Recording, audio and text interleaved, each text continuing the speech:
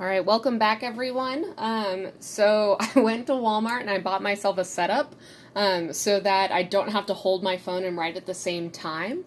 Also, I want to apologize. The problem we were working on at the end of the last video, I ran into a snag, and I do plan on solving that one, but I wanted to get out a rest of a lecture before it was 1:30. And so what I'm going to do is I'm going to do one more problem, and then I'm going to give you a problem to work on. So this problem, if you want to copy this into your notes, just pause the video and copy that in. But we're going to start. So a rectangle is bounded by the x-axis and the semicircle y equals root 25 minus x squared.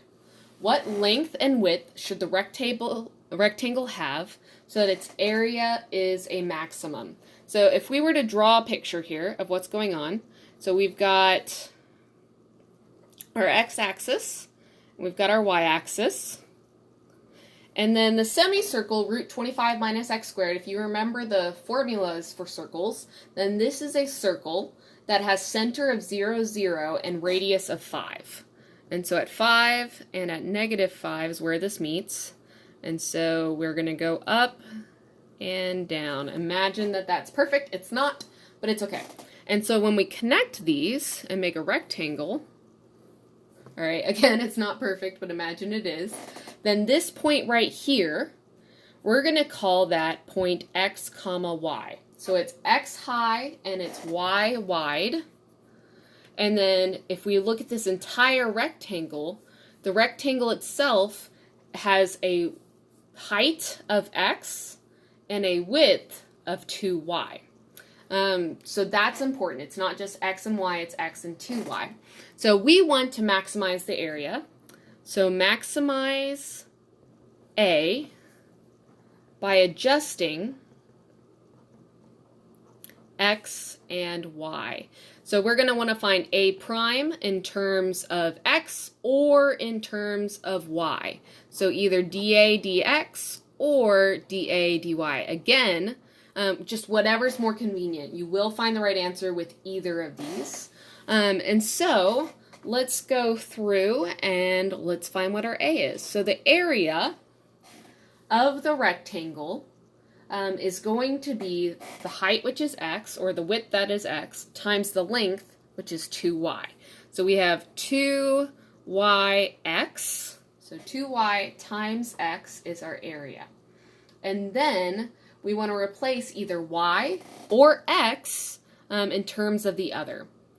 In order to do that, think about it for a moment and think, do we have anything where we could easily replace one or the other with something else? So look back in the problem, look at the geometry, and just take a moment.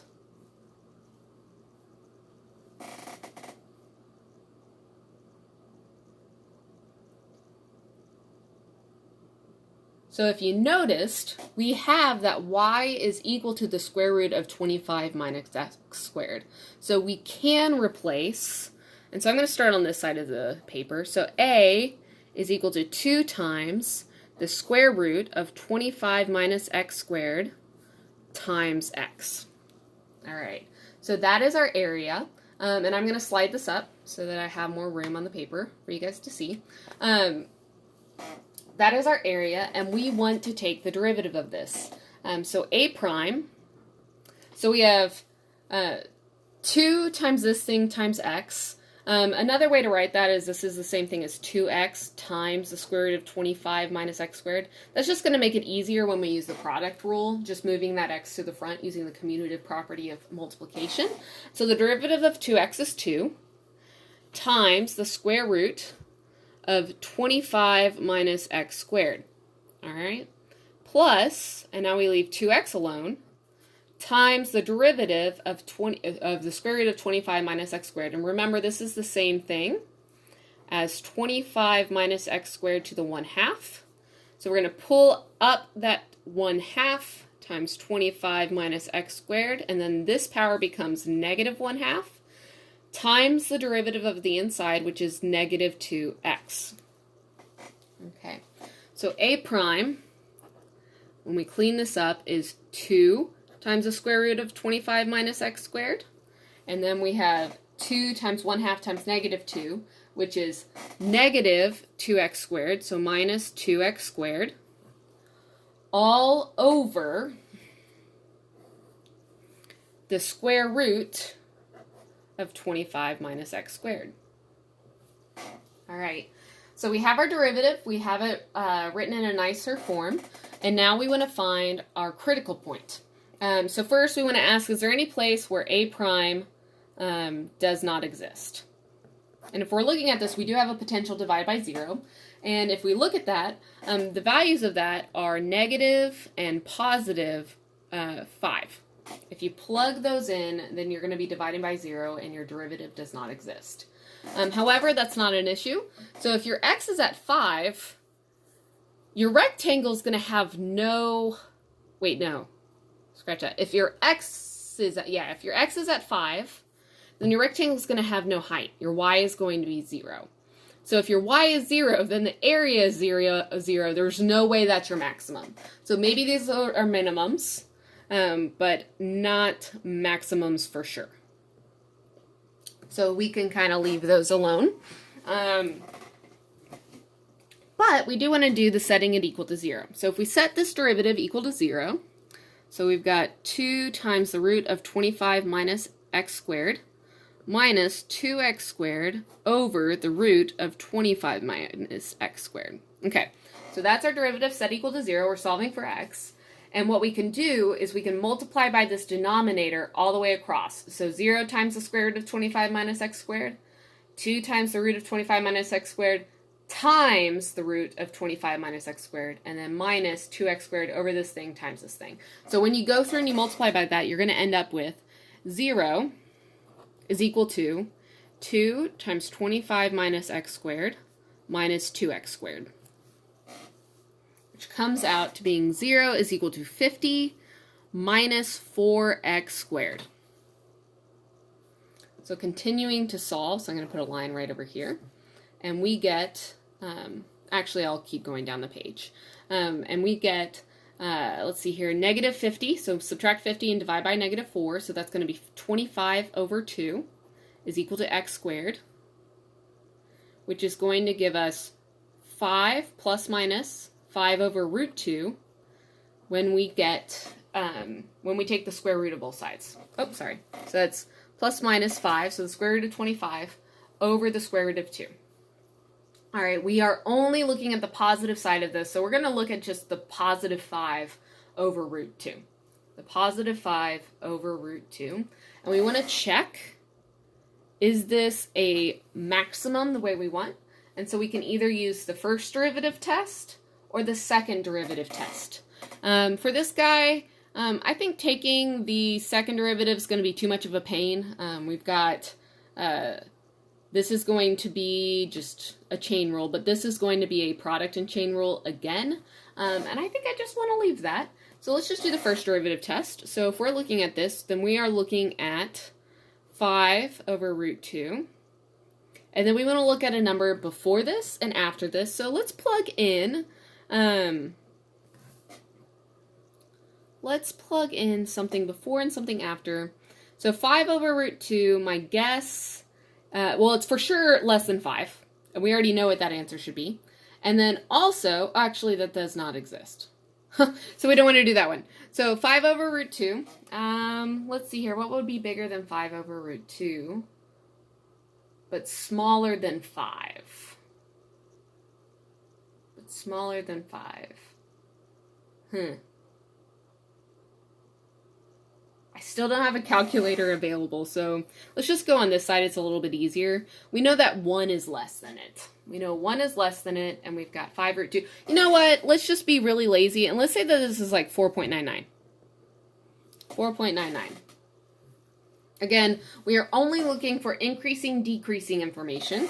So we're checking around this. So we're going to look at a prime of 1, and we're going to look at a prime of 4.99.